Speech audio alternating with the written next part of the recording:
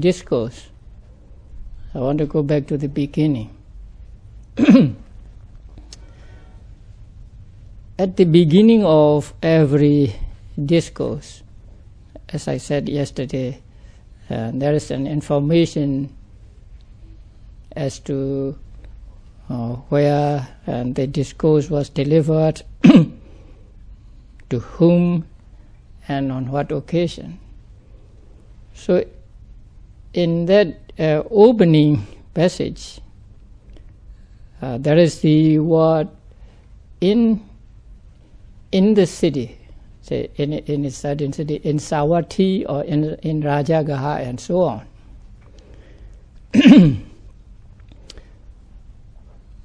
The English translations just give as, say, in the city of Savatthi or in Rajagaha and so on.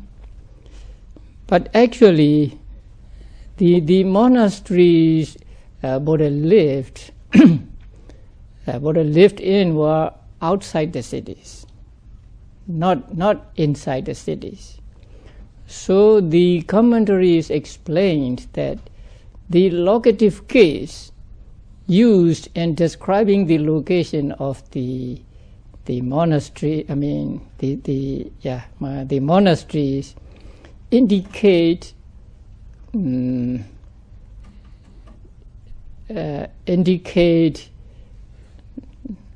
not in the city or inside the city, but in the vicinity of the city or near the city. So it is better to translate them as near Savatthi or near Rajagaha and so on.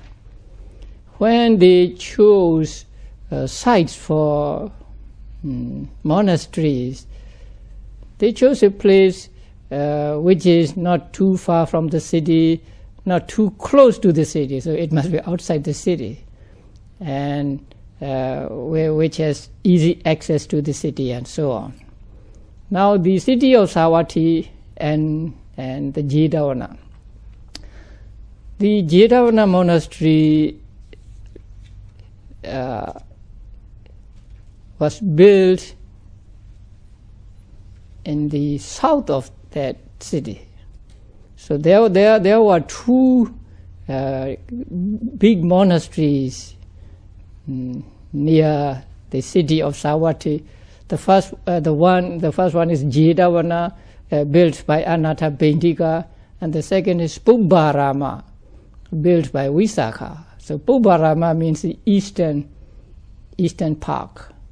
So that monastery was in the east of the city, and Jedavana was on the south of the city. So although this is not important for the understanding of the Dhamma, it is still good to know that these expressions indicate not in or inside the city, but outside, near the city. Exhorted the monks to be heirs in Dhamma and not to be heirs in material things. And after explaining to them some reasons, he got up and went to his chamber. So when the Buddha left, the Venerable Sariputta took the responsibility of continuing the Dhamma talk. Now,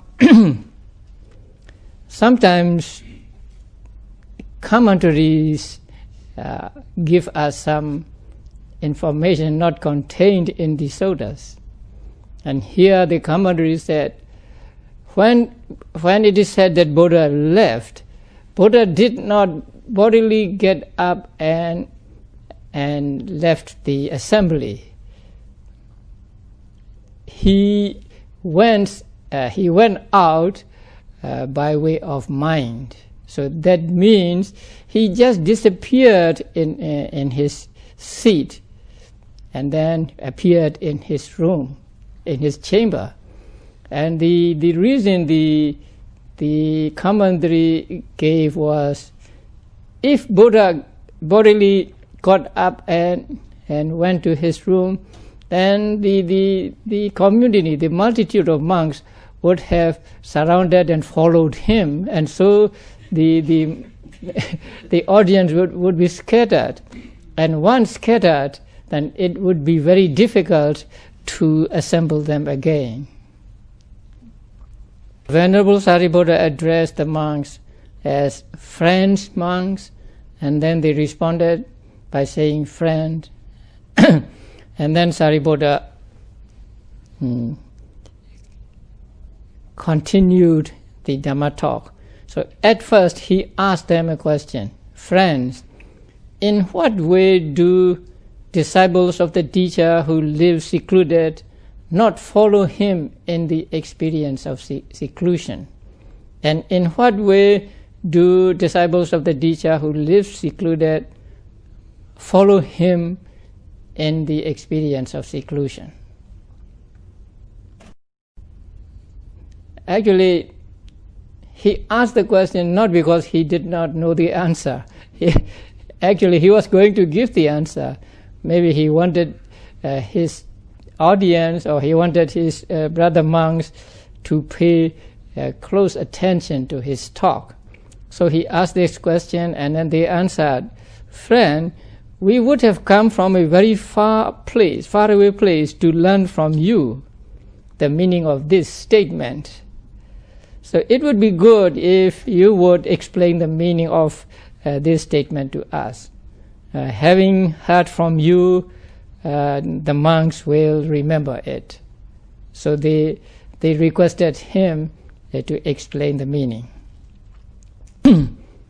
When they responded in this way, Venerable Sariputta once again bound them, saying, friends, then listen, pay good attention, I will speak. Lúc đó thì Ngài Xá Lợi Phất responded, yes, friend, and then Venerable Sariputta said, now, in what way do disciples of the teacher who live secluded do not follow him in the experience of seclusion? Then this is the question, and he gave the answer as, here disciples of the teacher who live secluded do not follow him in the the experience of seclusion. They do not abandon what the teacher tells them to abandon, and they go after getting abundant requisites, and they take the teachings of the Buddha lightly, and they have given up the responsibility to practice for attainment of Nibbana. What seclusion, or the experience of seclusion. Now there are three kinds of seclusion: bodily seclusion, mental seclusion, and the third is a tough one: seclusion from upadis.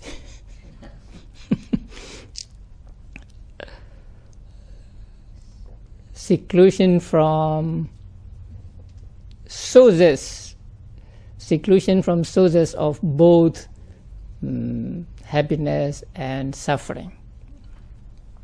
So there are three kinds of seclusion. So bodily seclusion means living alone. Now Buddha always experienced this bodily seclusion. Although he lived with, say, hundreds of monks in the Sayadaw monastery, he lived in his own chamber alone, and he would come out only when he wanted to say something to the monks, or there is something to be done, or to meet someone. If there is no such reason, then he would stay in his chamber alone, getting into the samapatti. So Buddha always experienced this seclusion of body or bodily seclusion. Mental seclusion means mind being away from mental defilements and mental hindrances. So actually the mental seclusion means getting into jhanas or samapattis. Lived in this seclusion, mental seclusion. It is said that Buddha spent his time entering into the fruition attainment of Palasamapatti. Even when he was giving a talk, when the audience says sadhu, sadhu, sadhu, so during that time, maybe it's just a few seconds, he would enter into samapatti and remain in the samapatti until the time when the audience finished saying sadhu, sadhu, sadhu. So that much he entered into samapatti. So let's say he always lived in mental seclusion. First seclusion is called kaya viveka in Pali, and the second citta viveka. Now the third seclusion is upadhi viveka. And this word is a very difficult word to translate. It is translated in English as substratum of life. I don't know what that is. So we have to go back to the ancient commentaries. Now in the ancient commentaries it is said that there are 4 kinds of upadis.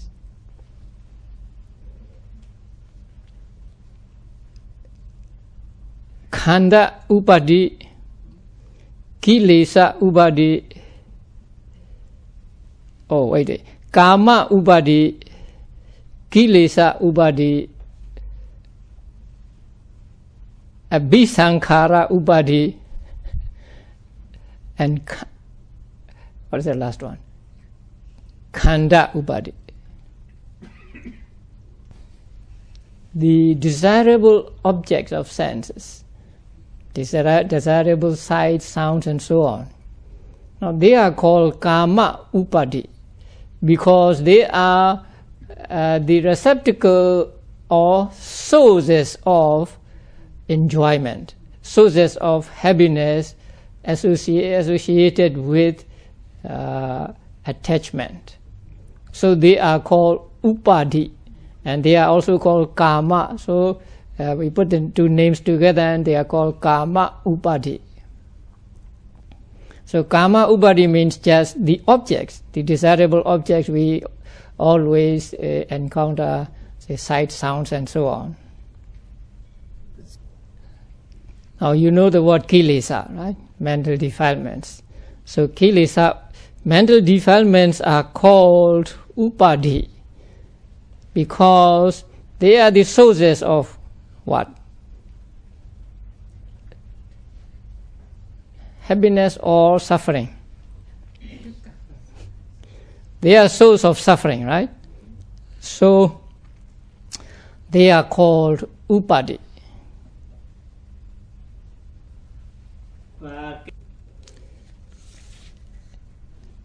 And abhisankhara means wholesome and unwholesome karma. So as a result of wholesome and unwholesome karma, you will be reborn in blissful states or may be reborn in woeful states. So the wholesome and unwholesome karma are called sources of the suffering of existence. So you get one existence and you suffer there. Even if you are born in the celestial state, and in the end you suffer death. So kusala, wholesome karma and unwholesome karma are called upadi because they are sources of suffering in existence.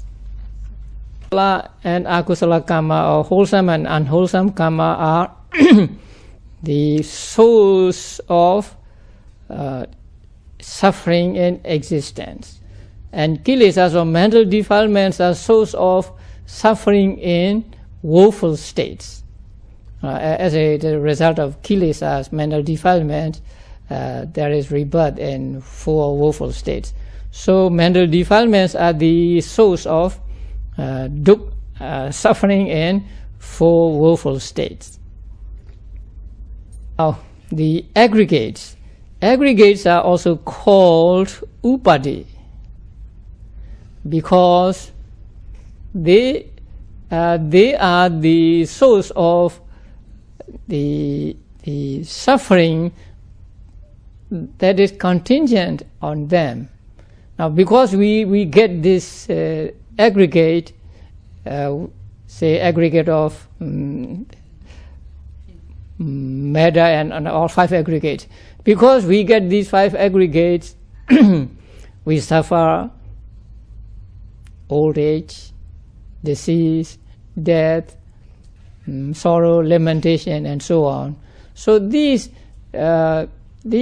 sufferings are contingent upon these 5 aggregates. Therefore, the 5 aggregates are also called upadi. Among the 4 upadis, the first one, kama upadi, is the source of enjoyment. And the other upadis, kilesa, abhisankhara, and khanda, are the sources of dukkha, suffering. Now I think you understand the meaning of the word upadi.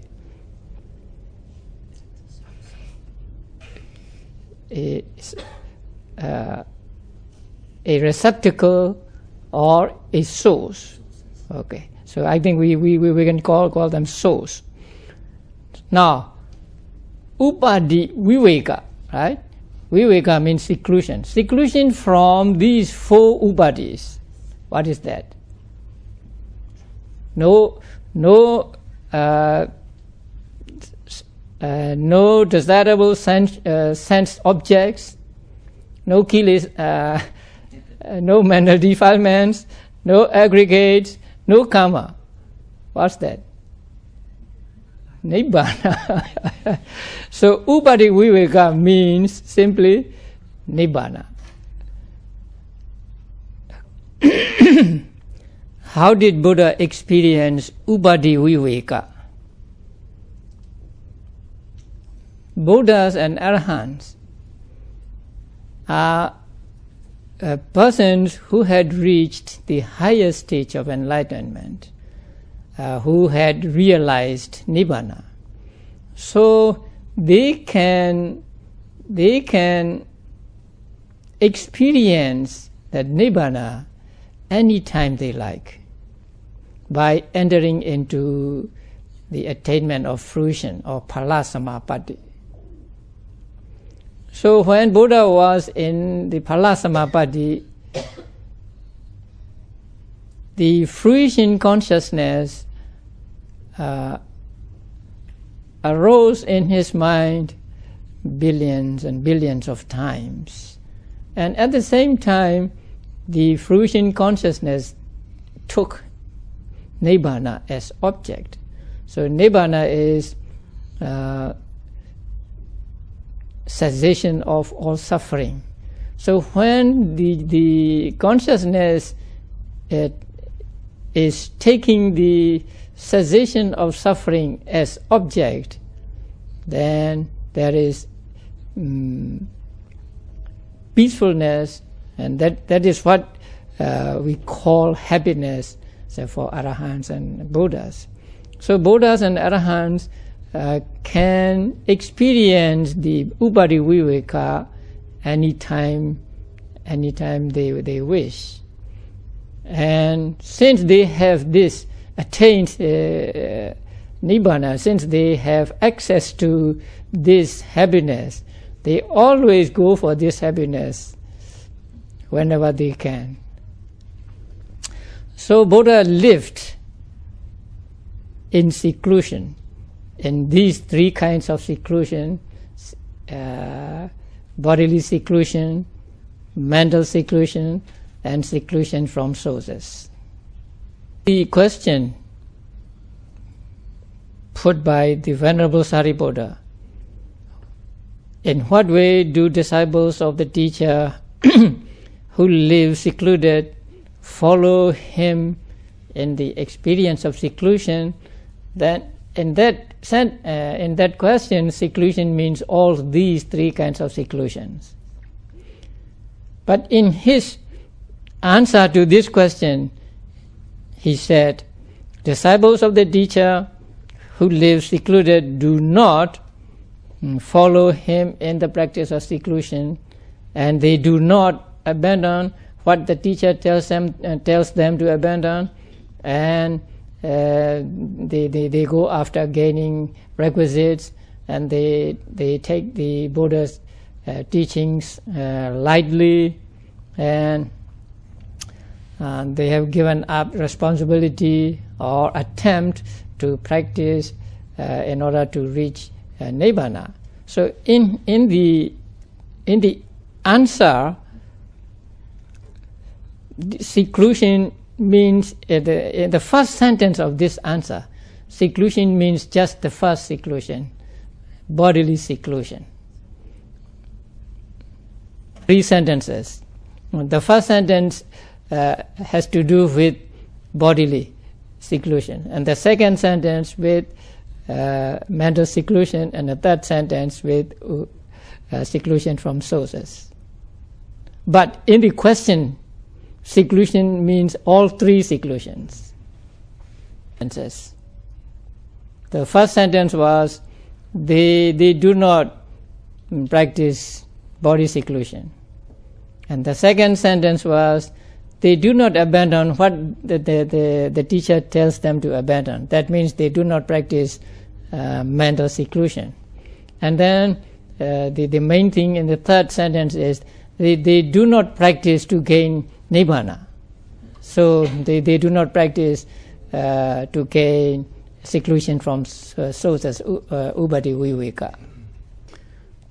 So if monks do not practice the first seclusion, that means if they live in a crowded place, and if they communicate with each other, if they socialize with each other, then they are not following the Buddha in the practice of bodily seclusion. And if they do not practice meditation to get away from the mental defilements and mental hindrances, then they do not practice the mental seclusion. And if they do not practice vipassana to attain nibbana, then they do not practice the third seclusion. And Venerable Sariputta said, if they do not follow the Buddha in this practice of seclusion, then they will be blamed. They will be blamed for these 3 reasons, that they do not practice body seclusion, they do not practice mental seclusion, and they do not practice seclusion from sources. So here the Venerable Sariputta divided monks into 3 groups: the elder monks, and middle-aged monks, and younger monks. Now in Vinaya, those who are 10 years and over as monks are called elder monks, and those who are from 5 years to 9 years as monks are called middle-aged monks, and those who are new and who have not reached the 5th year, so that means 1 to 4 years, are called new monks.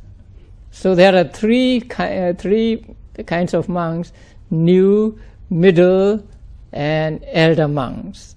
So from 1 to 4 years, new; 5 to 9 years, middle; and 10 and above, elders. And then there is another distinction made. That is,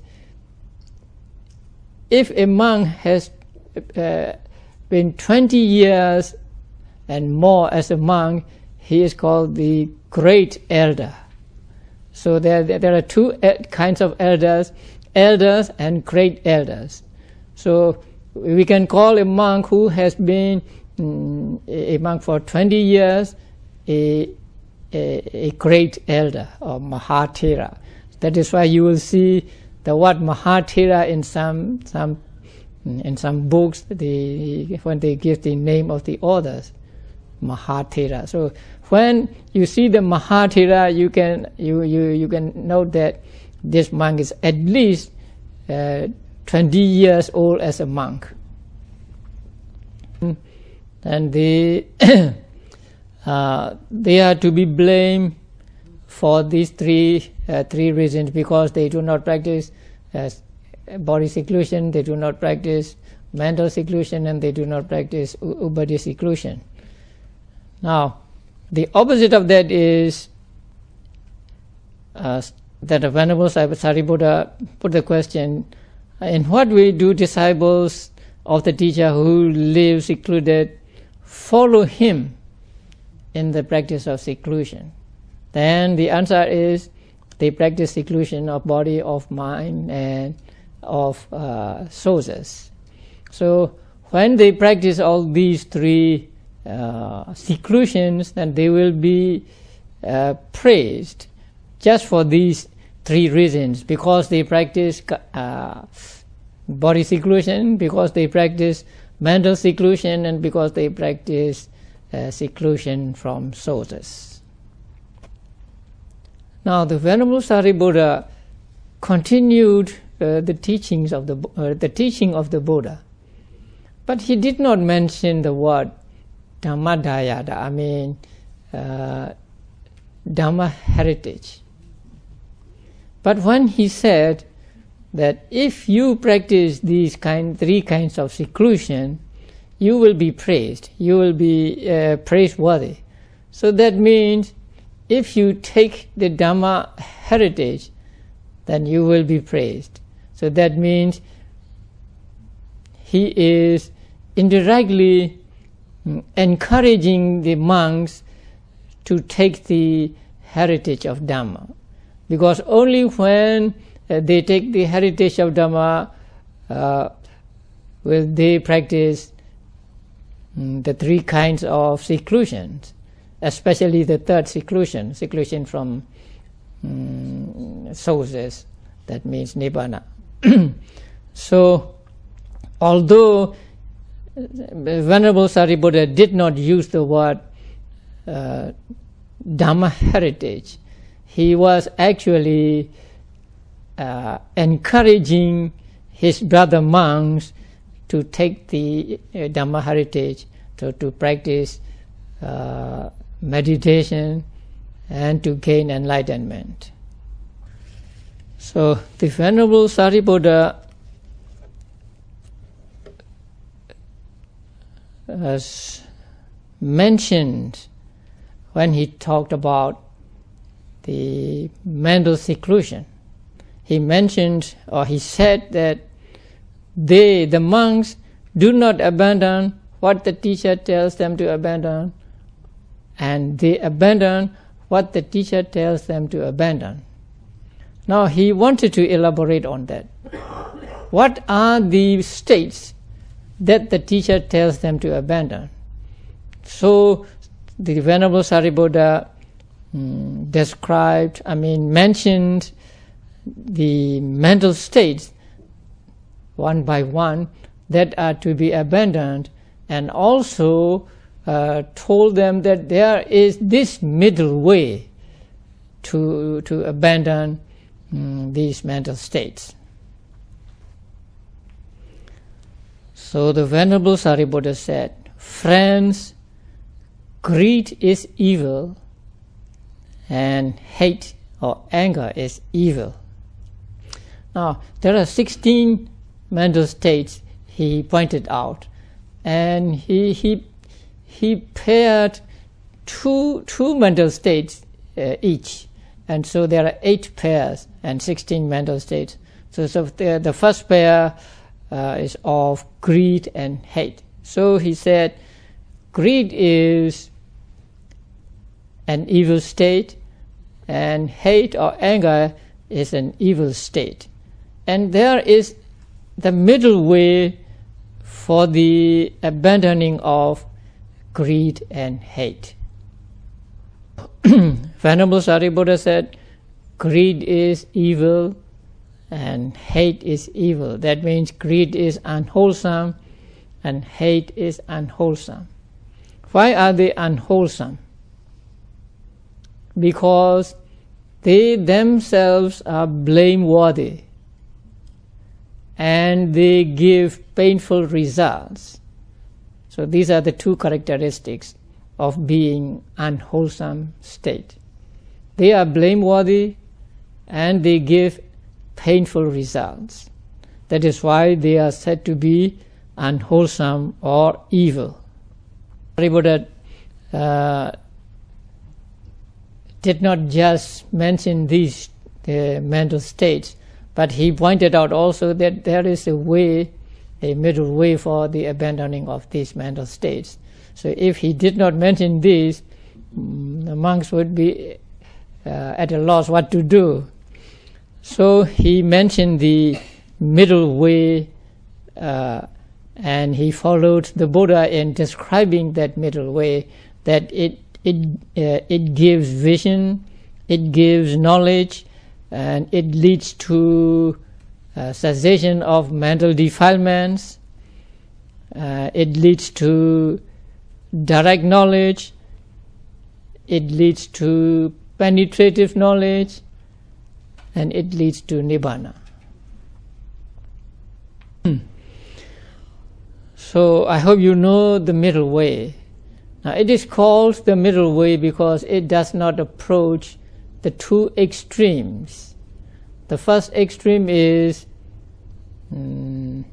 indulging in sensual pleasures with the belief that they will get rid of, they could get out of samsara by enjoying the sensual pleasures. And the other extreme is inflicting pain upon oneself or self-mortification. And their aim is also to get out of this samsara. But Buddha described these practices as unfruitful, profitless. So they do not lead to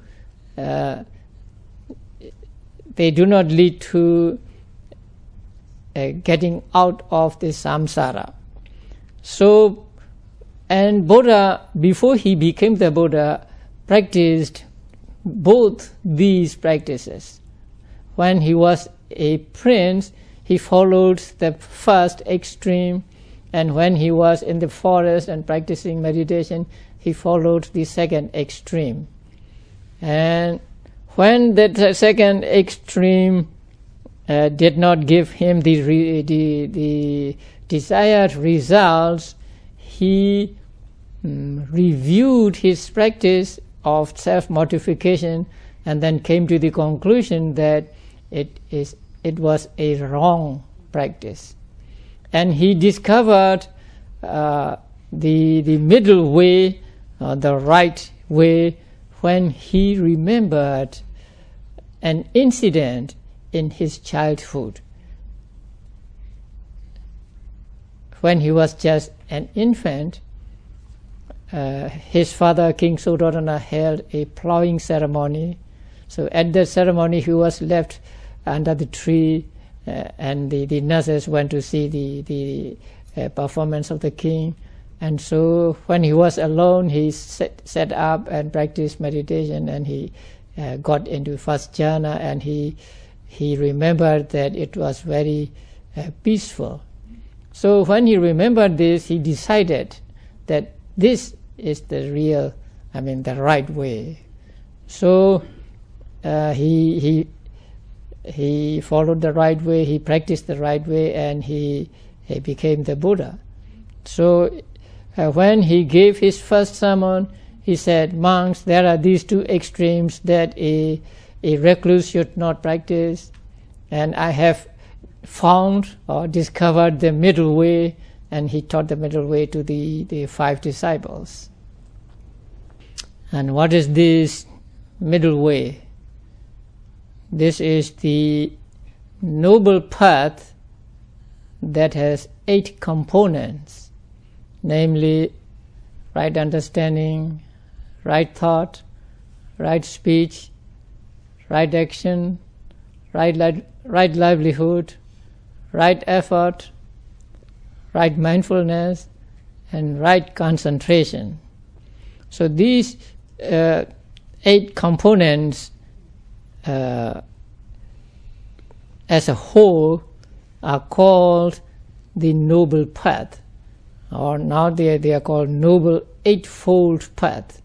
Eightfold means just having 8 components, like a medicine composed of different ingredients. So the middle way and the noble eightfold path are the same. So sometimes it is called the noble eightfold path, and sometimes it is called the middle way.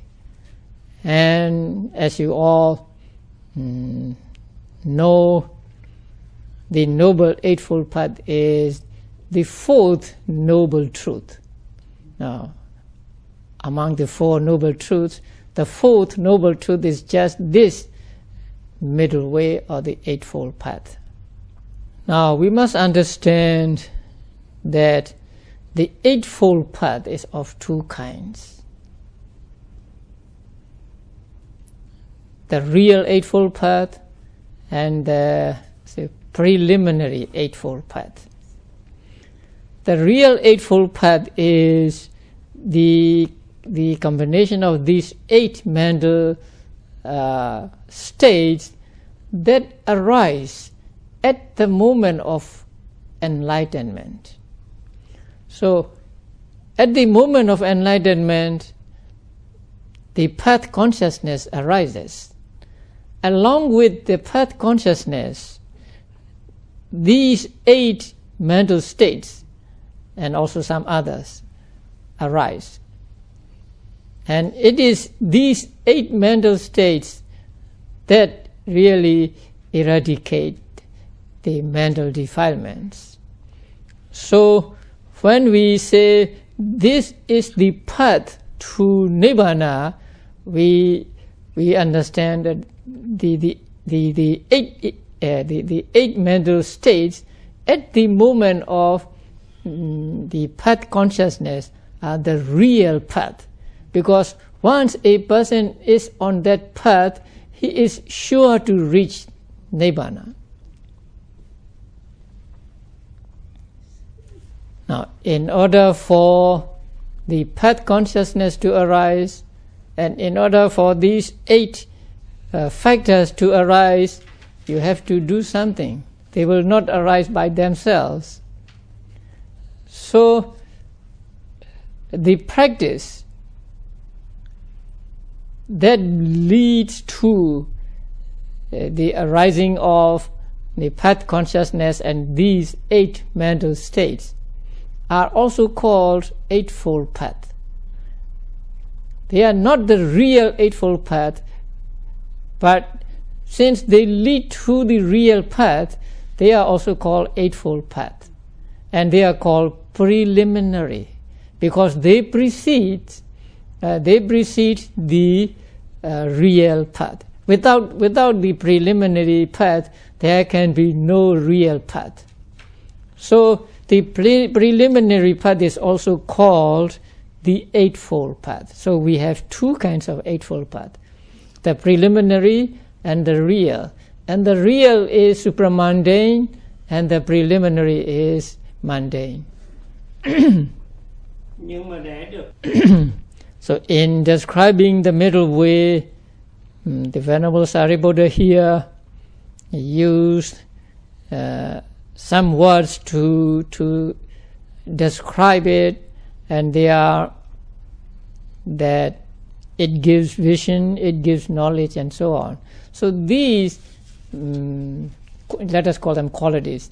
These qualities can be applied to both the real path and the preliminary path. Now, at the moment of enlightenment, path consciousness arises.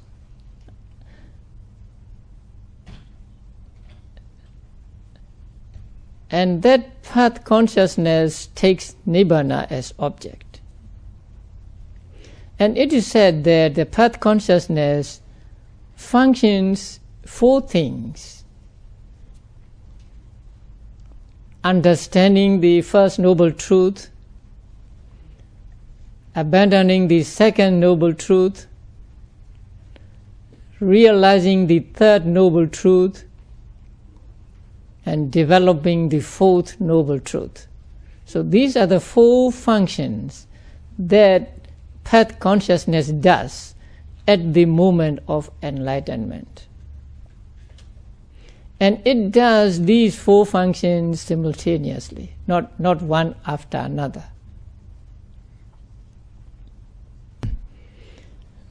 These four functions are explained with an analogy of a lamp. So you light a lamp, and the moment you light a lamp, the lamp does the four functions simultaneously.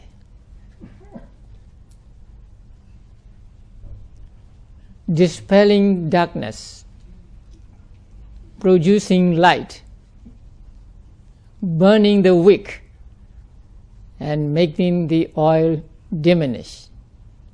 So these functions a lamp does simultaneously. In the same way, path consciousness does the four functions, the understanding, fully understanding the first noble truth, abandoning the second, realizing the third, and developing the fourth simultaneously.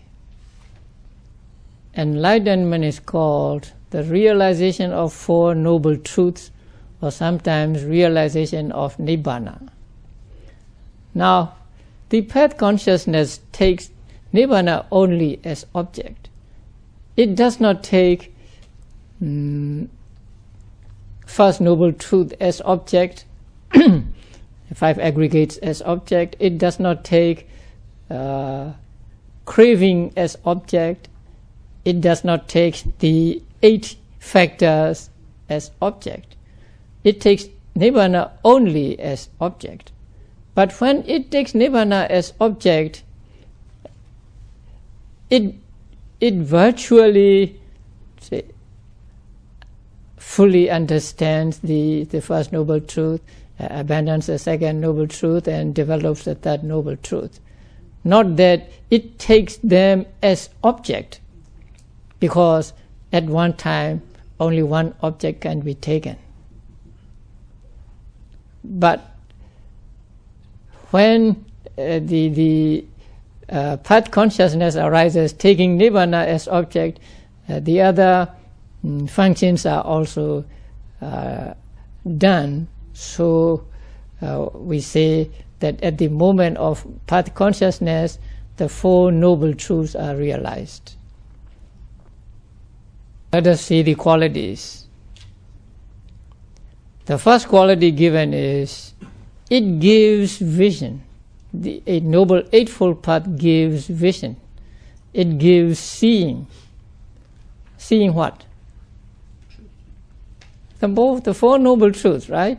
So it gives seeing the Four Noble Truths. That means when you get the eight factors, when the eight factors arise, then you see Nibbana. You see the Four Noble Truths. It gives knowledge. Same. It gives knowledge of the Four Noble Truths. And the third is, it leads to cessation of mental defilements. At the moment of enlightenment, mental defilements are eradicated. Now, there are 4 stages of enlightenment, and at each stage, a little of the mental defilements are eradicated, and so when a person reaches a 4th and final stage, all remaining mental defilements are eradicated. So, this Noble Eightfold Path leads to the eradication of mental defilements. It leads to the direct knowledge, again, the direct knowledge of, or the special knowledge of Four Noble Truths. It leads to penetrative knowledge. Here also, penetrating into the Four Noble Truths. It leads to Nibbana. It leads to the cessation of all aggregates. In this way, these qualities are for the Noble Eightfold Path, or the supramundane path. The preliminary path, we will have different understanding. First, what is a preliminary path? It is vipassana. So without vipassana, you do not reach the supramundane path. So the vipassana path is called preliminary path.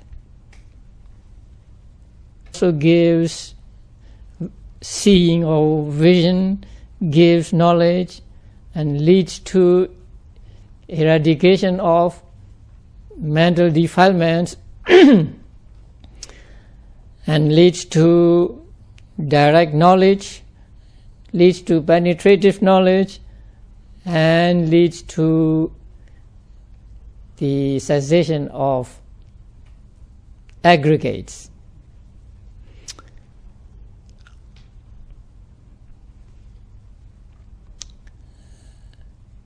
Okay.